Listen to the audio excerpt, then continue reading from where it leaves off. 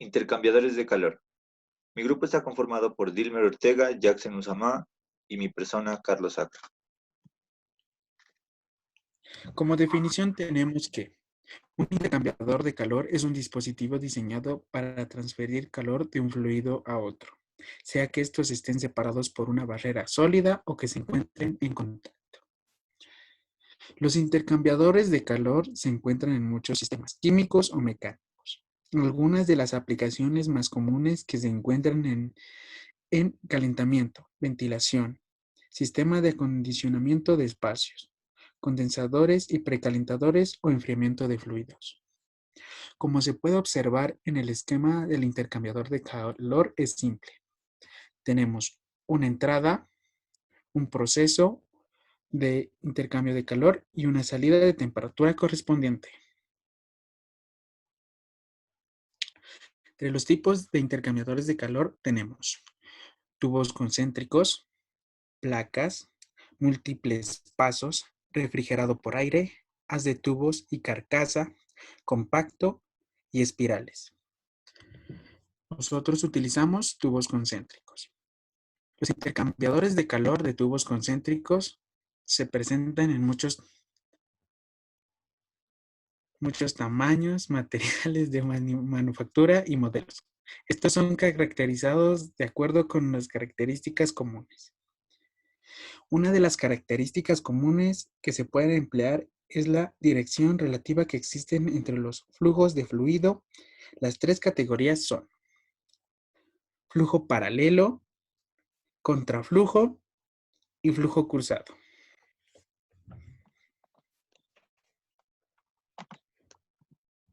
Como podemos observar en la imagen, el fluido caliente ingresa por el tubo interno del intercambiador. Y en esta otra imagen podemos observar que el fluido frío ingresa por el tubo externo del intercambiador. El flujo en paralelo, existe un flujo paralelo cuando el flujo interno o de los tubos y el flujo externo o de la carcasa, ambos fluyen en la misma dirección. En este caso, los dos fluidos entran al intercambiador por el mismo extremo y estos presentan una diferencia de temperatura significativa.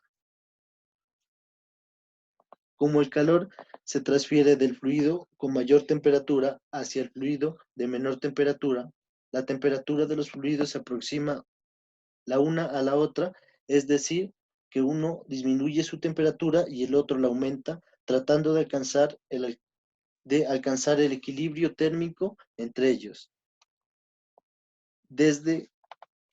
Debe quedar claro que el fluido con menor temperatura nunca alcanza la temperatura del fluido más caliente.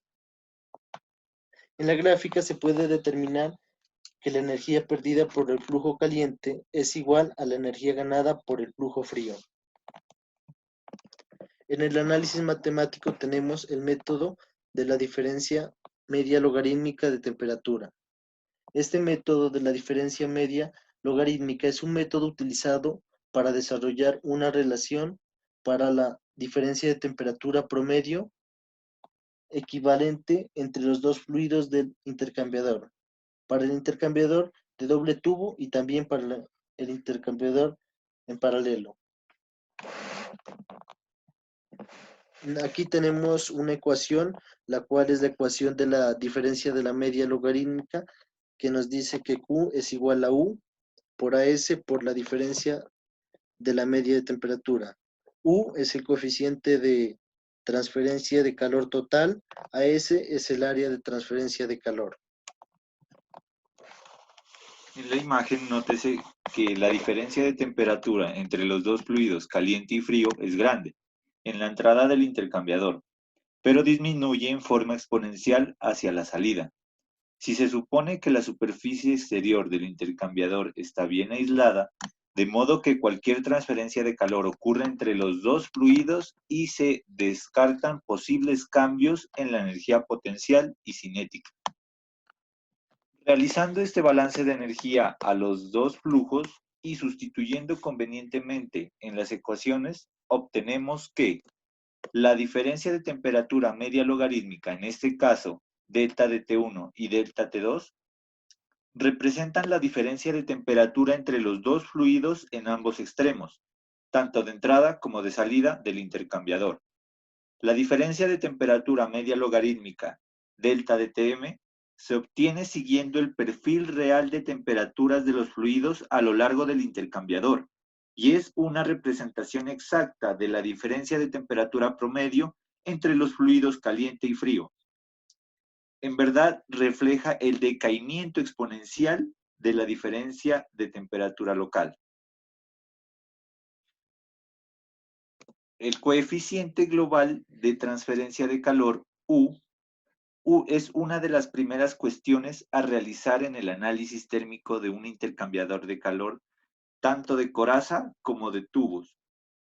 Consiste en evaluar el coeficiente global de transferencia de calor entre las dos corrientes fluidas. Sabemos que el coeficiente de transferencia térmica global entre un fluido caliente a temperatura de entrada y otro frío a temperatura de salida, separados por una pared plana, se define mediante la ecuación.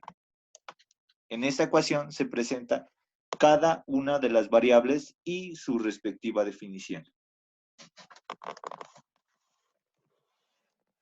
Aquí se puede observar cómo sería el comportamiento de un intercambiador de tubos concéntricos con flujo paralelo. Se nota que existe un cambio de temperatura en la salida con respecto a la entrada. Este modelamiento será aproximado para un intercambiador de calor real teniendo en cuenta las condiciones y el análisis matemático propuesto anteriormente. Y como conclusiones de este análisis, tenemos el diseño del intercambiador. Bueno, en el diseño del intercambiador de calor de flujo paralelo es ventajoso cuando dos líquidos se requieren a casi la misma temperatura.